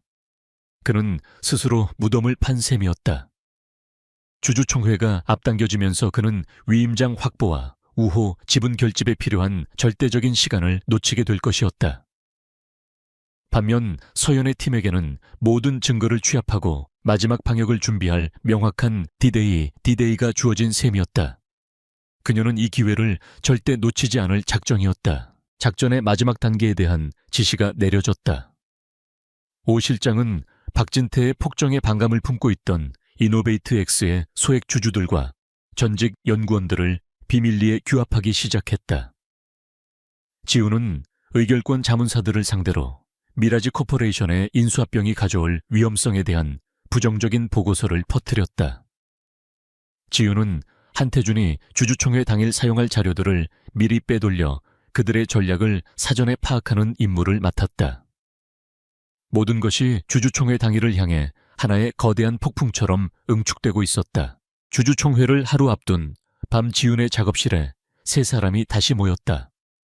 작업실의 벽면은 지난 몇 주간의 전쟁 기록으로 가득 차 있었다. 박진태와 한태준의 범죄를 입증하는 서류들, 도청 녹취록 불법 자금 흐름을 보여주는 도표들이 촘촘하게 붙어 있었다. 그것은 그들의 피와 땀, 그리고 복수를 향한 집념의 결과물이었다. 모든 준비는 끝났다. 이제 마지막 무대에 막이 오르기만을 기다리고 있었다. 서호연은 창밖의 어두운 도시를 바라보았다. 자신이 창조하고 모든 것을 바쳐 지키려 했던 회사 이노베이트엑스의 본사 건물이 멀리 보였다. 내일 그녀는 저곳으로 돌아갈 것이다. 유아나라는 이름의 유령이 아닌 강서연이라는 이름의 주인으로. 그녀는 자신을 믿고 따라준 두 형제를 돌아보았다.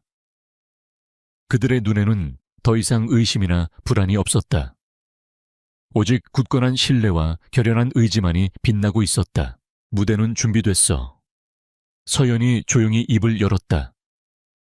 그녀의 목소리는 차분했지만 그 안에는 폭풍전야의 긴장감이 서려 있었다. 이제 주인공이 등장할 시간이네. 그녀의 입가에 1년 만에 처음으로 차갑고도 아름다운 미소가 떠올랐다.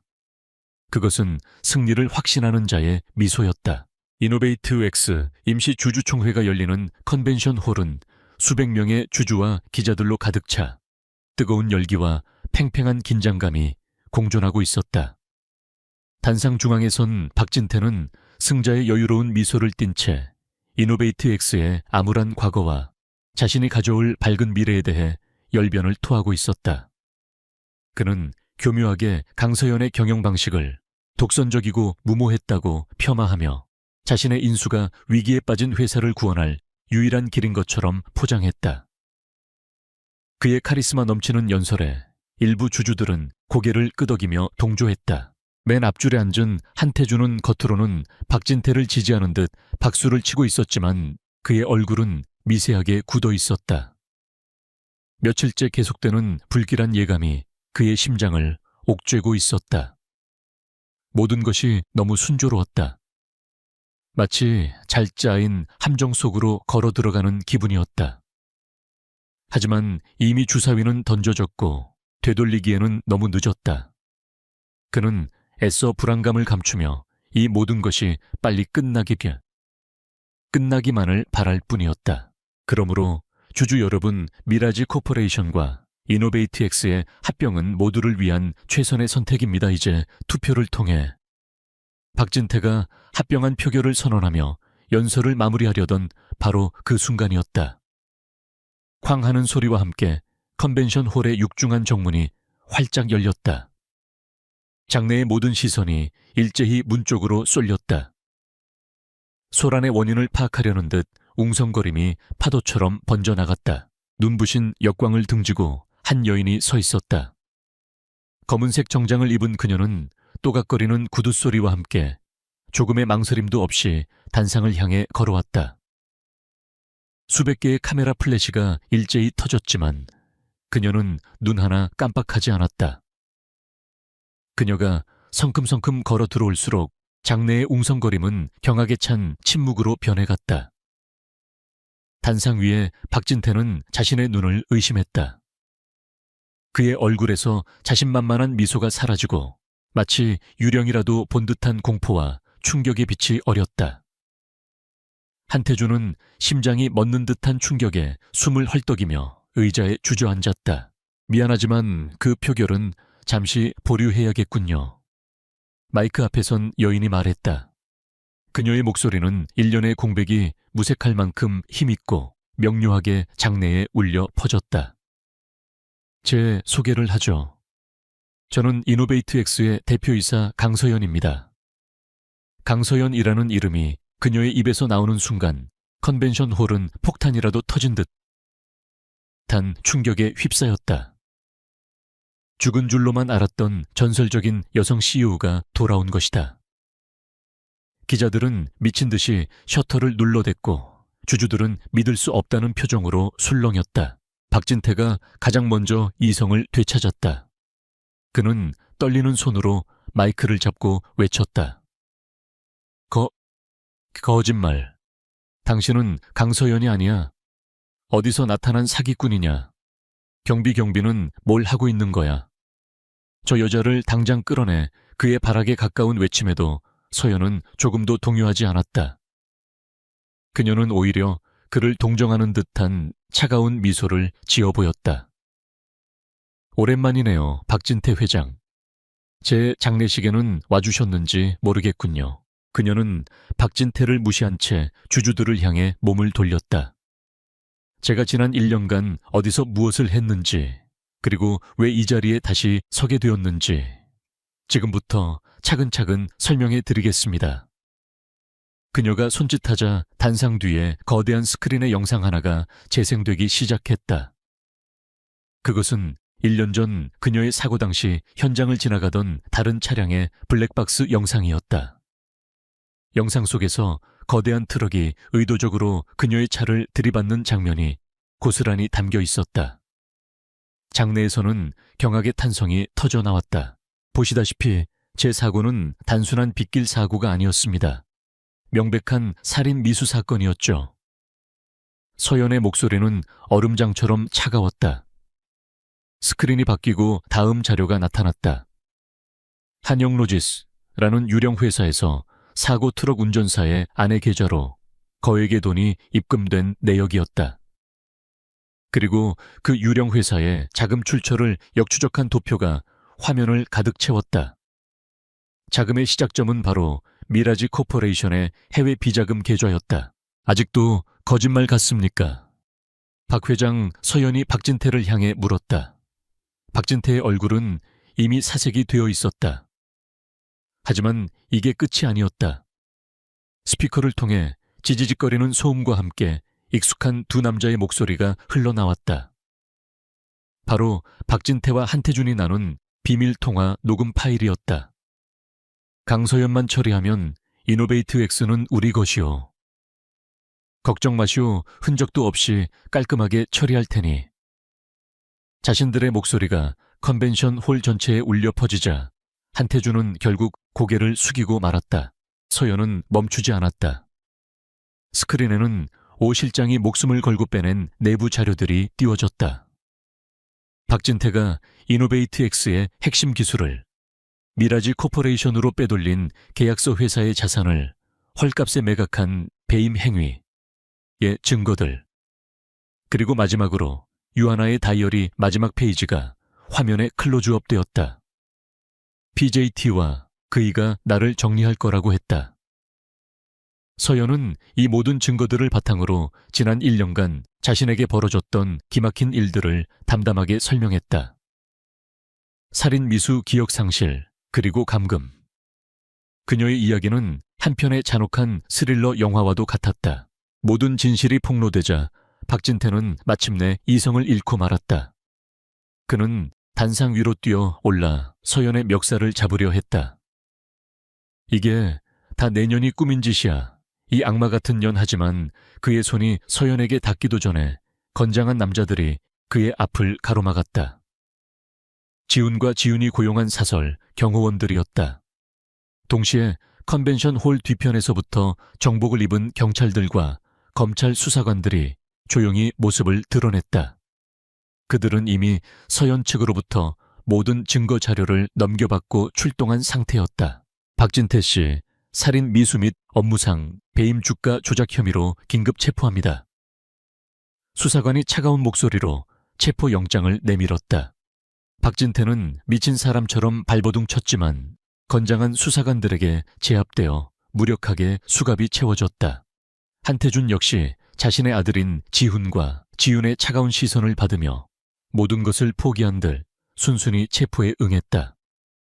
수백 개의 카메라 플래시가 두 죄인의 초라한 마지막 모습을 담기 위해 쉴 새 없이 터져 나왔다.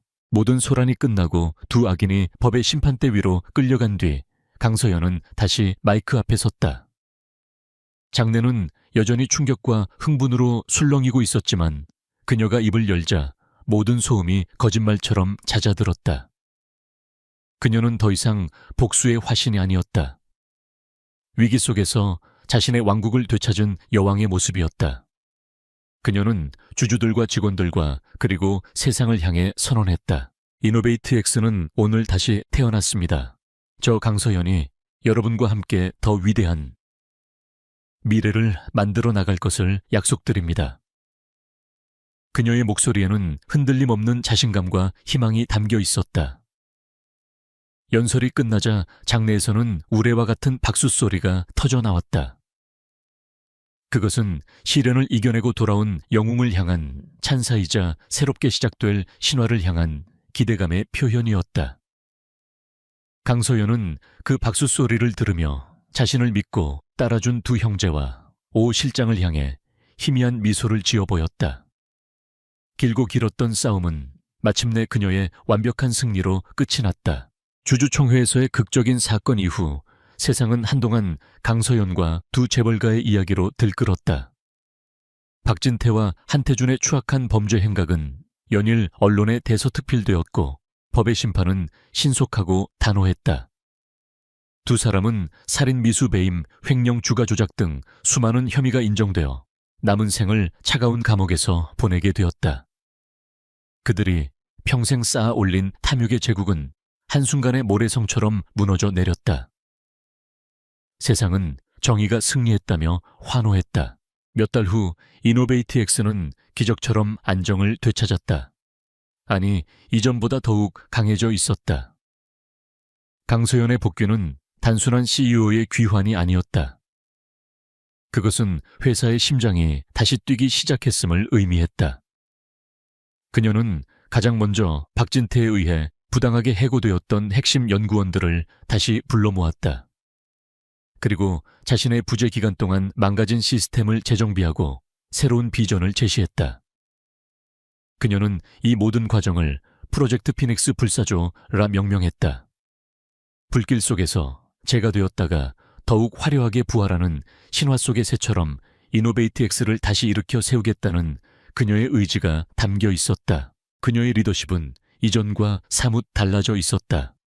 과거의 그녀가 데이터와 결과만을 중시하는 냉철한 전략가였다면 돌아온 그녀는 사람의 마음을 얻을 줄 아는 현명한 지도자가 되어 있었다. 시련과 고통의 시간은 그녀에게서 많은 것을 앗아갔지만 동시에 타인의 아픔에 공감하는 능력과 신뢰의 가치를 일깨워 주었다. 그녀는 직원들과 더 많이 소통했고 그들의 의견에 귀를 기울였다. 회사는 다시 한번 혁신과 열정의 에너지로 가득 차기 시작했다. 한편 한씨 가문에도 거대한 변화의 바람이 불었다. 아버지의 죄로 인해 아우라 그룹은 창립 이래 최대의 위기를 맞았다. 모두가 그룹의 공중분해를 예상했지만 장남인 한지훈이 전면에 나섰다. 그는 아버지의 방식을 답습하는 대신 과감한 개혁을 선택했다. 그는 그룹의 부실 계열사들을 과감히 정리하고 아버지의 비자금 창구 역할을 했던 사업들을 모두 청산했다. 그리고 전문 경영인 체제를 도입하여 투명하고 윤리적인 경영을 선언했다. 그의 쇄신 노력에 세상은 비난 대신 응원을 보내기 시작했다. 동생 한지우는 자신만의 길을 걷기 시작했다. 그는 더 이상 아버지의 그늘 아래서 방황하는 반항가가 아니었다. 그는 자신의 재능을 믿고 본격적으로 예술가의 길에 들어섰다. 그의 그림에는 이전의 분노와 냉소 대신 상처를 극복하고 얻은 깊이와 따뜻함이 담겨 있었다. 그는 더 이상 자신을 올가매던 과거에 얽매이지 않고 자유롭게 자신의 세상을 캔버스 위에 펼쳐나갔다. 두 형제에게는 아직 해결해야 할 가장 중요한 과제가 남아 있었다. 바로 진짜 어머니 유아나의 행방이었다. 그들은 아버지가 남긴 비밀 기록들을 추적한 끝에 마침내 어머니가 있는 곳을 찾아냈다. 그녀는 한태준에 의해 강원도의 한적한 요양병원에 강제로 감금되어 있었다. 세상과 완벽하게 격리된 채 깊은 우울증과 약물의 의지에 힘겹게 살아가고 있었다. 오랜만에 만난 어머니는 아들들을 알아보지 못했다. 오랜 감금 생활은 그녀의 영혼을 갉아먹은 뒤였다. 하지만 두 아들은 포기하지 않았다. 그들은 어머니를 서울의 최고급 병원으로 옮기고 지극정성으로 간호하기 시작했다. 그들의 진심 어린 노력 덕분이었을까 유아나는 아주 조금씩 안정을 되찾기 시작했다. 비록 잃어버린 세월을 되돌릴 수는 없겠지만 세 사람은 상처를 보듬고 새로운 가족의 역사를 써 내려갈 준비를 하고 있었다. 어느덧 계절이 바뀌고 가을이 깊어진 어느 날 저녁, 강서연과 한지훈 세 사람이 한적한 한옥 레스토랑에서 마주 앉았다. 이전처럼 비밀스러운 작전을 위한 만남이 아니었다. 그저 편안한 저녁 식사를 위한 자리였다. 더 이상 서로를 가짜 엄마나 아들로 부르는 어색함은 없었다. 그들의 관계는 세상의 어떤 단어로도 정의하기 어려운 그들만의 특별한 유대감으로 채워져 있었다. 지훈이 먼저 입을 열었다. 그는 쑥스러운 듯 웃으며 말했다. 내년에 제 첫 개인전을 열게 됐어요. 당신을 위한 특별석을 마련해 놨으니 꼭 와야 해요. 그의 얼굴에는 자신감과 행복이 가득했다. 서연은 진심으로 기뻐하며 고개를 끄덕였다. 물론이지. 네가 그린 세상이 어떤 모습일지 정말 기대되는걸. 지훈도 잔을 채우며 말을 보탰다. 아우라 그룹의 구조 조정이 거의 마무리되었습니다. 서연 씨가 보여준 위기관리 능력 덕분에 많은 것을 배웠습니다. 언젠가 기회가 된다면 이노베이트 X와 아우라 그룹이 함께할 수 있는 멋진 프로젝트를 해보고 싶군요. 그의 목소리에는 과거의 냉소 대신 미래를 향한 긍정적인 에너지가 담겨 있었다. 서연은 따뜻한 눈으로 두 사람을 바라보았다. 한 명은 자신과 같은 길을 걷는 든든한 동료가 되었고, 다른 한 명은 새로운 세상에 영감을 주는 예술가가 되었다. 너희들이 없었다면 지금의 나도 없었을 거야. 나야말로 너희에게 고마워. 거짓으로 시작된 인연이었지만 너희는 내게 진짜 가족이 되어주었어. 그녀의 고백에 세 사람 사이에는 따뜻한 침묵이 흘렀다. 그들은 피를 나누지는 않았지만 시련의 시간을 함께 이겨내며 그보다 더 끈끈한 신뢰와 애정으로 묶여 있었다. 1년 후 서울의 스카이라인은 그날도 변함없이 아름다웠다. 이노베이트 X는 프로젝트 피닉스를 성공적으로 론칭하며 기술 업계에 새로운 역사를 쓰고 있었다. 아우라 그룹은 한지훈의 리더십 아래 가장 윤리적인 기업 중 하나로 완벽하게 재탄생했다. 한 갤러리에서는 천재 신인 작가 한지훈의 첫 개인전이 성황리에 열리고 있었고, 전시회 한편에서 휠체어에 앉은 유하나가 아들의 그림을 보며 온화한 미소를 짓고 있었다. 그리고 이노베이트 X 본사 옥상 정원. 세 사람이 나란히 서서해 질녘의 도시를 내려다보고 있었다. 강서연, 한지훈. 그들은 더 이상 과거의 상처에 얽매이지 않았다. 각자의 자리에서 자신의 삶을 당당하게 살아가고 있었지만 서로가 서로에게 가장 든든한 버팀목이 되어주고 있음을 알고 있었다. 그들은 함께 웃고 미래에 대해 이야기했다. 비극적인 사고와 거대한 음모가 빚어낸 기이한 만남이었지만 그 끝에서 그들은 세상 가장 특별한 가족이 되어 있었다. 태양은 지고 있었지만 그들의 새로운 아침은 이제 막 시작되고 있었다.